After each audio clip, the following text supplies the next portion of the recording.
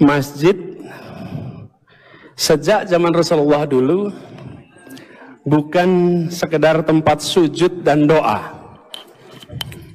Kalau ada yang mengatakan masjid sekedar tempat sujud dan doa, salah. Masjid ini adalah tempat tentang gagasan keadilan dibicarakan. Masjid ini tempat tentang pesan-pesan kehidupan yang berkeadilan itu diungkapkan. Masjid ini tempat mencerahkan. Masjid ini pusat peradaban. Karena itu banyak urusan-urusan dibahas di masjid. Dan alhamdulillah Masjid Salman meneruskan tradisi itu.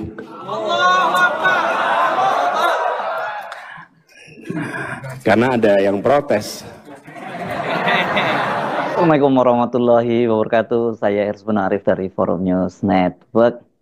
Sekjen Partai Solidaritas Indonesia yang kini menjadi Menteri Kehutanan, Raja Juli Antoni sedang jadi bulan-bulanan di dunia maya. Dia ini dihajar habis oleh netizen nih, bahkan sampai mendapat community notes di platform X. Gara-garanya ini adalah cuitan Raja Juli Antoni yang menyindir Anies Baswedan ketika dia menyampaikan ceramah Ramadan di Masjid UGM. Ini memang kelihatannya banyak yang panas juga dengan isi ceramah dari Anies ini karena dia senggol sana senggol sini. Dan dalam penilaian dari Raja Juli Antoni itu disebut menggunakan masjid sebagai kegiatan politik. Sindiran Raja Juli ini direspon balik oleh Anies dengan menyatakan bahwa masjid bukan hanya tempat sujud dan berdoa. Sejarah memang mengajarkan itu, kalau dalam Islam disebut tarikh gitu ya, mengajarkan bahwa di masa Rasul masjid itu digunakan berbagai aktivitas sosial dan politik, bahkan termasuk juga merancang strategi perjuangan, yakni perang misalnya melawan kaum Quraisy. Anies dalam beberapa hari terakhir ini memang diundang tampil sebagai pembicara di dua masjid yang cukup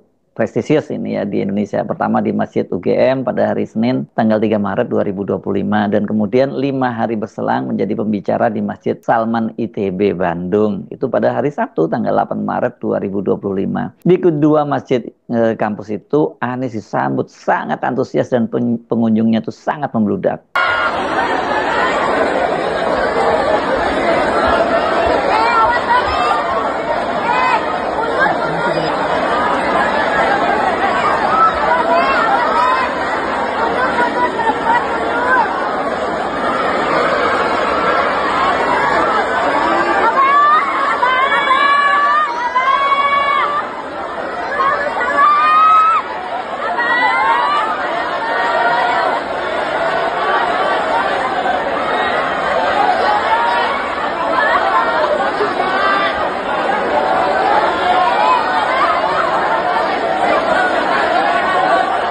Rupanya sambutan jamaah yang luar biasa dan isi ceramah Anies ini membuat Pak Menhut itu gerah. Melalui akun X-nya, Raja Juli menyindir Anies sambil menautkan link berita dari suara.com. Masjid tempat ibadah, dia kasih tanda X, centang, itu artinya salah itu. Dan masjid sindir politik, yes.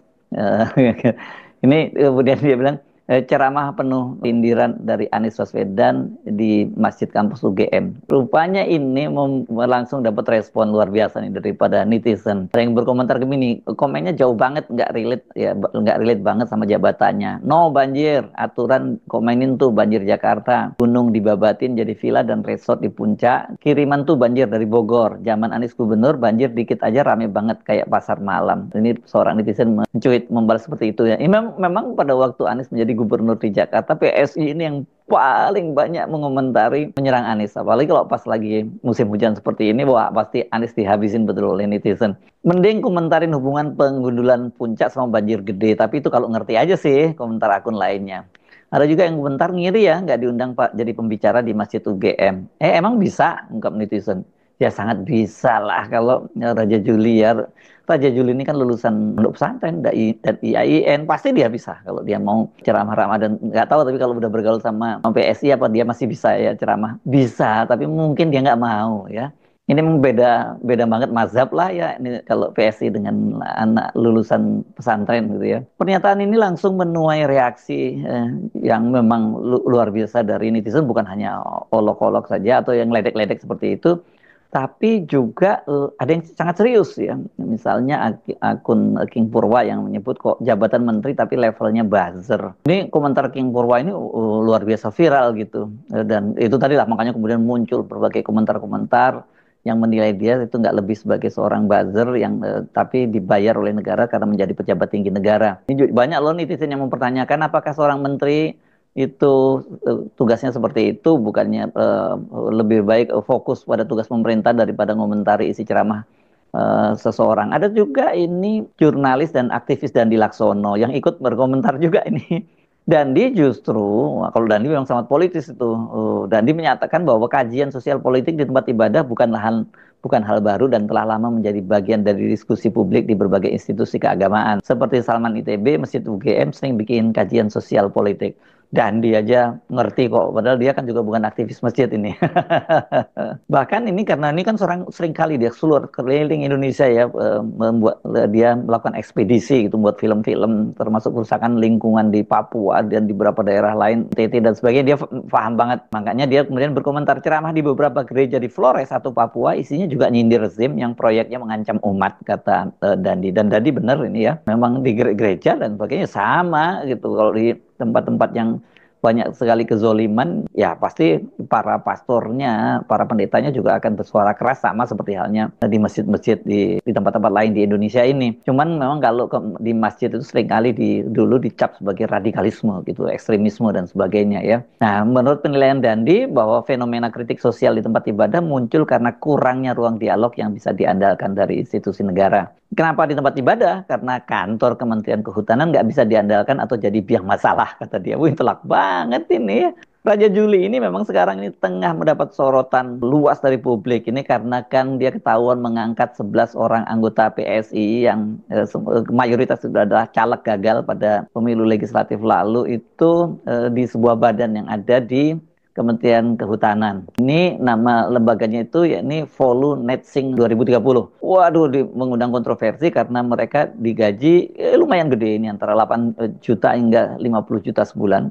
Dia sendiri merangkap di situ dapat gaji 50 juta dan ada juga yang suami istri yang masuk di sini itu. Ini benar-benar jadi bancaan kader PSI, karena itu kemudian ya PSI dan Raja Juli itu jadi bulan-bulanan. Anies sendiri sebenarnya tidak menjawab langsung sindiran Raja Juli, maksud saya di media sosialnya. Namun ketika dia menyampaikan ceramah di Masjid ITB, Anies menjelaskan apa fungsi masjid dan tidak lupa menyenggol Raja Juli, ya, meskipun nggak menyebut namanya secara langsung. Saya bersyukur juga bahwa kembali ke Salman ini mengingatkan kita bahwa masjid sejak zaman Rasulullah dulu bukan sekedar tempat sujud dan doa. Kalau ada yang mengatakan masjid sekedar tempat sujud dan doa, salah. Masjid ini adalah tempat tentang gagasan keadilan dibicarakan. Masjid ini tempat tentang pesan-pesan kehidupan yang berkeadilan itu diungkapkan. Masjid ini tempat mencerahkan. Masjid ini pusat peradaban. Karena itu banyak urusan-urusan dibahas di masjid. Dan alhamdulillah Masjid Salman meneruskan tradisi itu.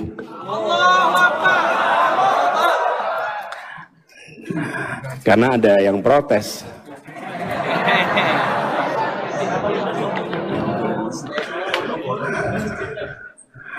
Tapi kita semua sadar bahwa masjid tidak sekedar tempat untuk ibadah mahdhah.